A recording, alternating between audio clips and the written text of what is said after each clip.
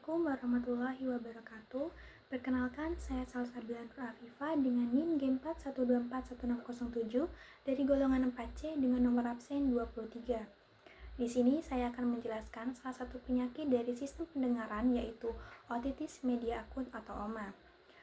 Sebelumnya, saya mengucapkan terima kasih kepada Pak Doni Setiawan selaku dosen pengampu dari mata kuliah KKPMT ini yang sudah menyempatkan waktunya untuk melihat dan menilai video saya. Di sini saya ada beberapa sub pembahasan, yaitu ada pengertian, etiologi, tanda dan gejala, patofisiologi, komplikasi, dan penanganan medis. Baik, langsung saja. Untuk pengertian dari otitis media akut ini adalah peradangan atau infeksi akut pada telinga tengah atau kafum timpani di sebelah sini yang terjadi secara cepat dan biasanya berlangsung dalam waktu singkat. Penyakit ini paling sering dialami oleh anak-anak, terutama usia 6-24 bulan, karena saluran tuba Eustachius mereka lebih pendek, sempit, dan mudah tersumbat. Saluran tuba Eustachius itu di sebelah sini. Selanjutnya adalah etiologi. Etiologi adalah penyebab dari suatu penyakit.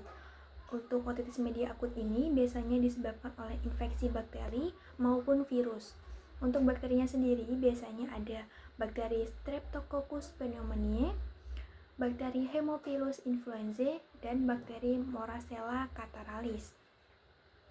Untuk virusnya sendiri biasanya ada virus influenza, rhinovirus, respiratory syncytial virus atau RSV, dan adenovirus.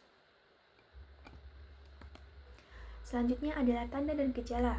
Untuk gejala dari otitis media akut atau OMA ini biasanya muncul mendadak dan bisa berbeda tergantung dengan usia.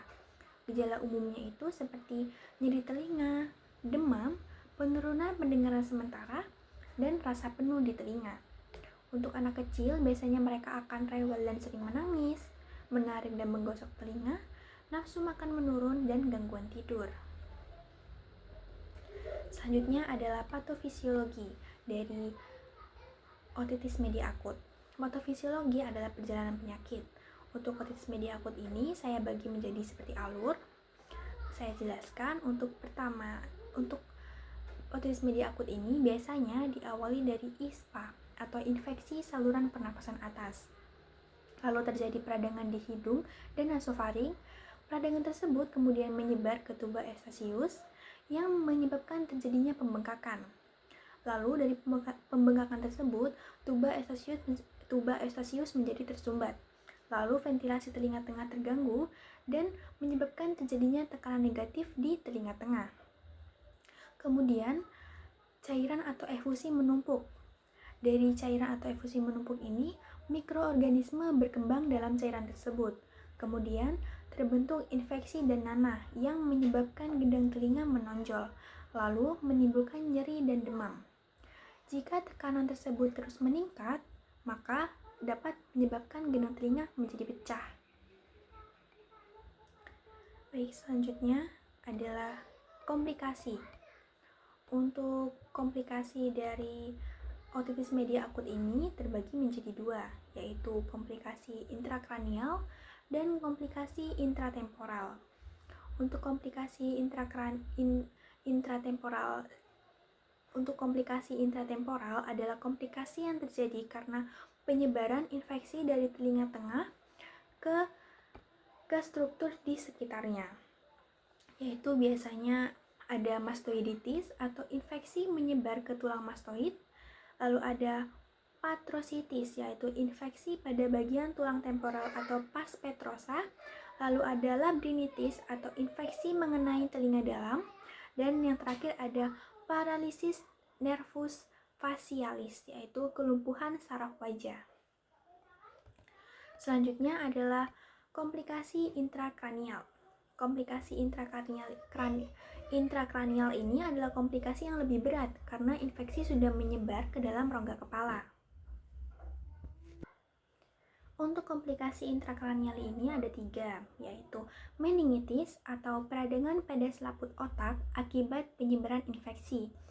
Lalu ada abses otak, yaitu penumpukan nanah di dalam jaringan otak karena infeksi.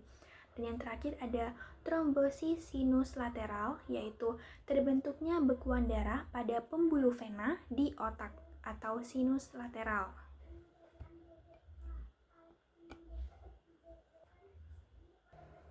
Baik, untuk yang terakhir adalah penanganan medis. Penanganan medis dari otitis media akut ini ada 4 yang bertujuan untuk mengurangi nyeri, mengatasi infeksi, dan mencegah adanya komplikasi. Yang pertama adalah antibiotik. Untuk antibiotik merupakan terapi untuk mengatasi infeksi pada telinga tengah, tapi tidak selalu diberikan pada semua kasus, hanya pada kondisi tertentu, biasanya seperti amoxicillin. Selanjutnya ada obat pereda nyeri dan demam, merupakan terapi simptomatik untuk mengurangi nyeri dan demam.